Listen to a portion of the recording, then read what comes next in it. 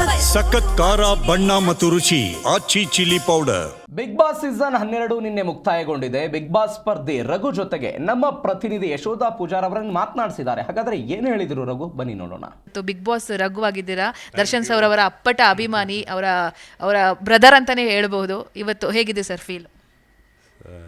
First of all entire Karnataka ಜನತೆಗೆ ನಮಸ್ತೆ and ಇಷ್ಟು ಪ್ರೀತಿ ಕೊಟ್ಟಿದ್ದಕ್ಕೆ thank you so much. Feel ಮಾತ್ರ ಅಮೇಝಿಂಗ್ ಆಗಿದೆ, ತುಂಬ ಖುಷಿಯಾಗಿದ್ದೀನಿ. ಆ್ಯಕ್ಚುಲಿ 4th ವೀಕ್ ಹೋಗಿ ಆ್ಯಂಡ್ ಫೈನಲ್ ವೀಕ್ ತನಕ ಅಂದರೆ ಟಾಪ್ 6ಗೆ ಬರೋದು ಆಟನೇ ಅಲ್ಲ.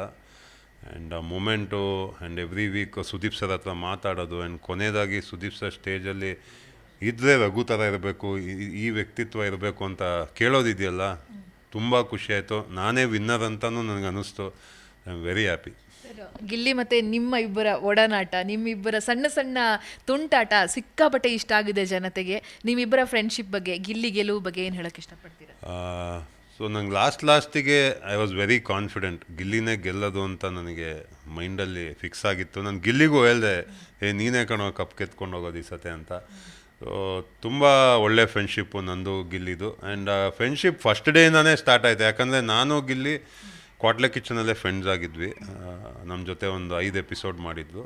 ಸೊ ಒಂದು ಎಲ್ಲೋ ನನ್ನ ಮಾತಾಡೋ ಸ್ಟೈಲು, ಅವ್ರು ಮಾತಾಡೋ ಸ್ಟೈಲು, ಒಂದು ಫ್ರೆಂಡ್ಶಿಪ್ಪು ತುಂಬ ಚೆನ್ನಾಗಿ ಬೆಳೀತು. ಒಂದು ಸ್ವಲ್ಪ ಜಗಳ ಕೂಡ ಆಯಿತು. ಹಂಗೆ ಮತ್ತೆ ನೆಕ್ಸ್ಟ್ ಡೇನೇ ಫ್ರೆಂಡ್ಸ್ ಆಗ್ಬಿಡ್ತಿದ್ವಿ. ಆ ಬಿಗ್ ಬಾಸ್ ಮನೇನೇ ಹಂಗೆ, ನೀವು ಎಷ್ಟೇ ಕಿತ್ತಾಡೋದು ನೆಕ್ಸ್ಟ್ ಮೂಮೆಂಟಲ್ಲಿ ಫ್ರೆಂಡ್ಸ್ ಆಗಿ ಹೋಗ್ತೀವಿ. ಆ್ಯಂಡ್ ಕೊನೆ ದಿವಸ ತನಕನೂ ನಾವಿಬ್ಬರು ಕೈ ಹಿಡ್ಕೊಂಡು ಹೆಗ್ಲ ಮೇಲೆ ಕೈ ಹಾಕ್ಕೊಂಡು ಗೆಳೆಯ ಅಂದ್ಕೊಂಡೇ ಮಾತಾಡ್ಕೊಂಡೇ ಇದ್ವಿ. ಏನೇ ಪ್ರಾಬ್ಲಮ್ ಆದರೂ ಒಂದು 5 ನಿಮಿಷದಲ್ಲಿ ಮರೆತು ಹೋಗ್ತಾ ಇದ್ವಿ. ಕ್ಯೂಟ್ ಅಂದರೆ ಅಶ್ವಿನಿ ಮತ್ತು ನಿಮ್ಮ ಜೋಡಿ ತುಂಬ ಚೆನ್ನಾಗಿ ಅನಿಸ್ತಾ ಇತ್ತು ಸರ್. ನಿಮ್ಮಿಬ್ಬರ ಗೆಳೆತನ, ನಿಮ್ಮಿಬ್ಬರ ಬಾಂಡಿಂಗ್ ಬಗ್ಗೆ ಆ್ಯಂಡ್ ಅಶ್ವಿನಿ ಅವ್ರ ಬಗ್ಗೆ ಹೇಳೋದು. ಅಶ್ವಿನಿ ಒಂದು ಸ್ಪೆಷಲ್ ಕ್ಯಾರೆಕ್ಟರ್. ಯಾಕಂದರೆ ಫಸ್ಟ್ ಡೇನೇ ಅವ್ರ ಜೊತೆ ದೊಡ್ಡ ಕ್ಲ್ಯಾಶ್ ಆಯಿತು. ಆ್ಯಂಡ್ ಹೋಗ್ತಾ ನಮಗೂ ಅವ್ರಿಗೂ ಒಂದು ಚಿಕ್ಕ ಕ್ಲ್ಯಾಶ್ ಆಗ್ತಾನೆ ಇತ್ತು. ಆ್ಯಂಡ್ ಡ್ಯಾನ್ಸ್ ಅಂತ ಬಂದಾಗ ನಮ್ಮದು ಅಶ್ವಿನಿ ಅವ್ರದ್ದು ಒಂದು ಒಳ್ಳೆ ಪೇರಿಂಗ್ ಇತ್ತು, ಒಂದು ಒಳ್ಳೆ ಕನೆಕ್ಷನ್ ಇತ್ತು. Very nice. ನಮಗೂ ಅವ್ರಿಗೂ ಒಂದು ಅದೇ ನಾನು ಹೇಳ್ದಂಗೆ ಇಬ್ಬರು ಕಿತ್ತಾಡ್ತಾ ಇದ್ವಿ. ಮತ್ತು ನೆಕ್ಸ್ಟ್ ಮೂಮೆಂಟಲ್ಲಿ ಇಬ್ಬರು ಅಡುಗೆ ಮನೆಯಲ್ಲಿ ಅಡುಗೆ ಮಾಡ್ತಾಯಿದ್ವಿ. ಆಮೇಲೆ ವೀಕೆಂಡ್ ಮುಂದೆ ಡ್ಯಾನ್ಸ್ ಮಾಡ್ತಾಯಿದ್ವಿ.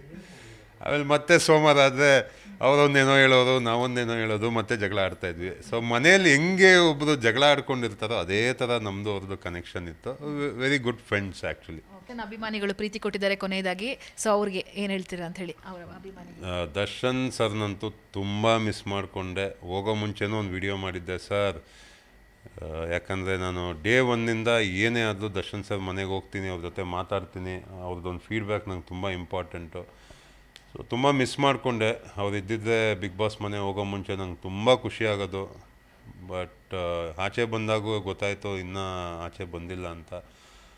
ತುಂಬ ಹರ್ಟ್ ಆಯಿತು. ಯಾಕಂದರೆ ನಾನು ಆ ಖುಷಿನ ಹೇಳ್ಕೊಳಕ್ಕಾಗ್ತಾ ಇಲ್ವಲ್ಲ ದರ್ಶನ್ ಸರ್ಗೆ ಅಂತ. And thanks to entire Karnataka, ಎಲ್ಲೆಲ್ಲಿ ದರ್ಶನ್ ಫ್ಯಾನ್ ನಂಗೆ ಸಪೋರ್ಟ್ ಮಾಡಿದ್ರು, ತುಂಬ ಖುಷಿ ಆಯಿತು. ಆ್ಯಂಡ್ ಅದೇ ಥರ ವೀಕೆಂಡಲ್ಲಿ ನನಗೆ ಸುದೀಪ್ ಸರ್ ಕೂಡ ಸಿಗೋದು, ಈವನ್ ಅವ್ರ ವ್ಯಕ್ತಿತ್ವನೂ ನನಗೆ ತುಂಬಾ ಇಷ್ಟ ಆಯಿತು. ಆ್ಯಕ್ಚುಲಿ ಸುದೀಪ್ ಸರ್ ಫ್ಯಾನ್ಸ್ ಕೂಡ ನನಗೆ ಸಪೋರ್ಟ್ ಮಾಡಿದ್ದಾರೆ ಅಂತ ನನಗೆ ಗೊತ್ತು. ಥ್ಯಾಂಕ್ಸ್. ಈವನ್ ತುಂಬ ದೊಡ್ಡ thank you for Sudeep sir fans. ನನಗೆ ಎಲ್ಲ ಫ್ಯಾನ್ಸು ಒಂದೇ, ಎಲ್ಲರೂ ಪ್ರೀತಿ ಕೊಟ್ಟಿದ್ದೀರಾ. Thank you so much sir. Thank you so much. ಮುಂದಿನ ಜರ್ನಿ ಸೂಪರ್ ಆಗಿರಲಿ. ತುಂಬ ಫ್ರೀಯಾಗಿ ಕೂತ್ಕೊಂಡು ಮಾತಾಡೋಣ ಸರ್. ತುಂಬ ಇದೆ ಇವತ್ತು, ತುಂಬ ಕಷ್ಟ. Thank you so much and all the best sir ನಿಮಗೆ. Thank you sir. ವೀಕ್ಷಕರೇ ನೋಡಿದ್ರಲ್ಲ, ಇದು ಬಿಗ್ ಬಾಸ್ ರಘು ಅವರ ಮಾತುಗಳು. ಕ್ಯಾಮ್ರಾ ಪರ್ಸನ್ ಗುಡಿಗೇರಿ ಜೊತೆ ಯಶೋಧ ಪೂಜಾರಿ, ಬೆಂಗಳೂರು.